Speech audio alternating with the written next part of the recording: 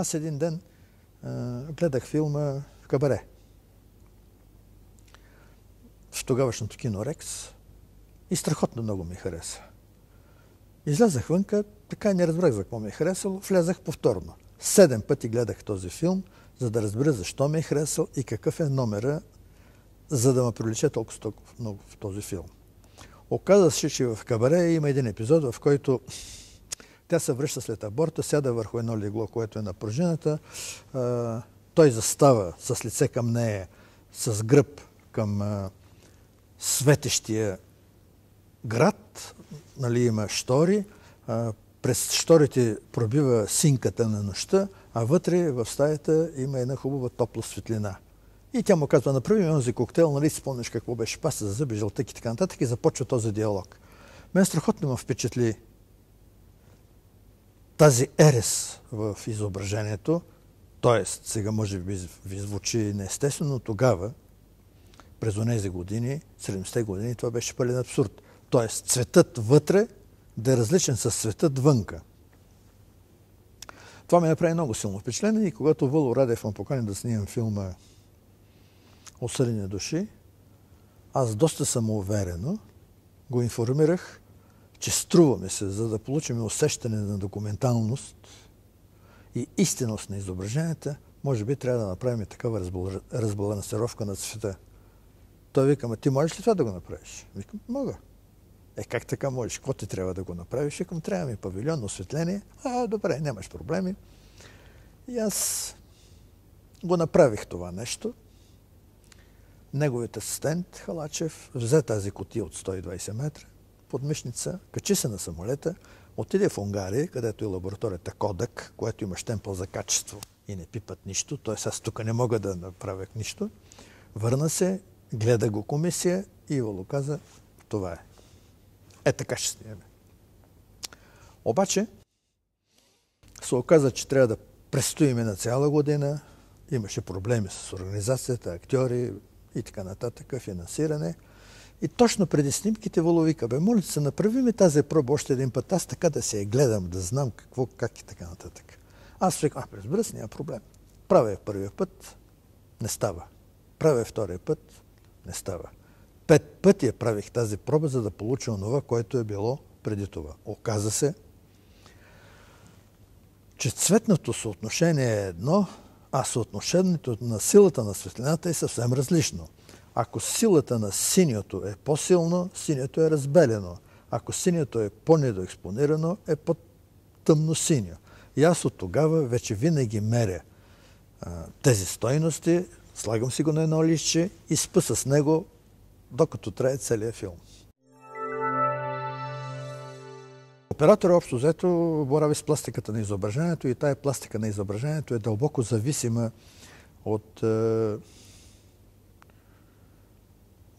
както казах, от една страна от модни тенденции, така и от традициите при художниците.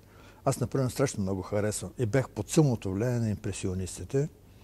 Даже има един такъв интересен и любопитен случай във филма «Пикник», който някои от епизодите реших последният начин. До мене има едно столче, на столчето е атласа на импресионистите, закуска на тревата. Моне. Как е направено? В ляво дървото, в дясно това, отпред покривката, едно към едно копирана композицията. Или разходка с лодка. Това е в Пазарджишкия канал. Едно към едно всичко е дублирано изображението. Много красиво. Никой обаче не позна, че съм копирал композицията на импресионистите. Разбира се, дълбоко обичам и почитам Салвадор Дали. Винаги съм искал, винаги съм мечтал като оператор да заснема следния клип. Значи, действието се развива на каваците, защото на каваците изгрява слънцето. Както известно, то се движи от изток на запад. На брегът на каваците има един бял роял. На белият роял има един свещник, на който горят свещи.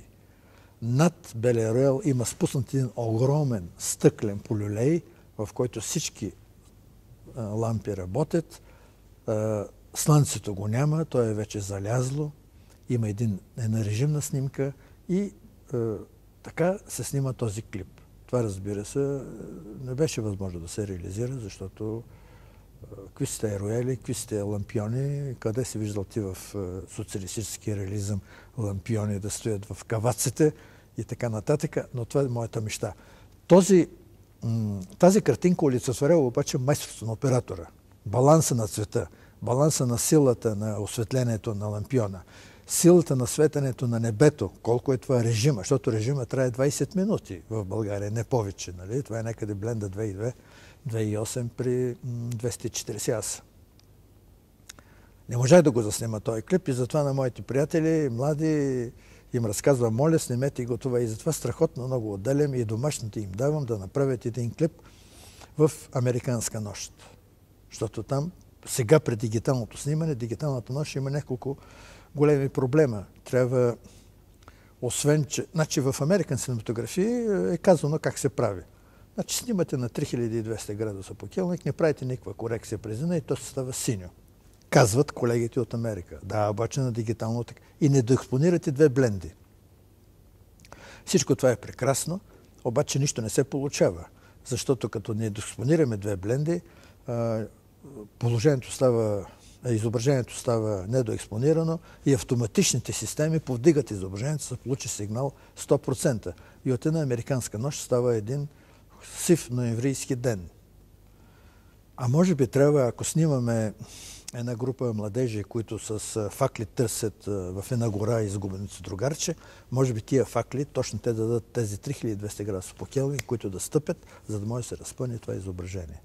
Тоест, трябва оператора да ги прави тези упражнения, за да може смело в практиката да ги използва. Защото искам да ви информирам, че 70% от бюджета за производство на продуцента го харчи оператора.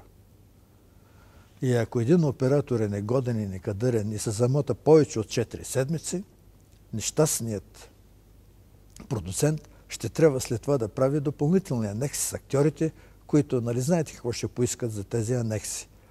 Но тук целият проблем е, ако оператор е много добър и много кадърен и снеме филма за 3 седмици, какво става с икономията от една седмица? Това, за съжаление, никой не коментира от продуцентското звено.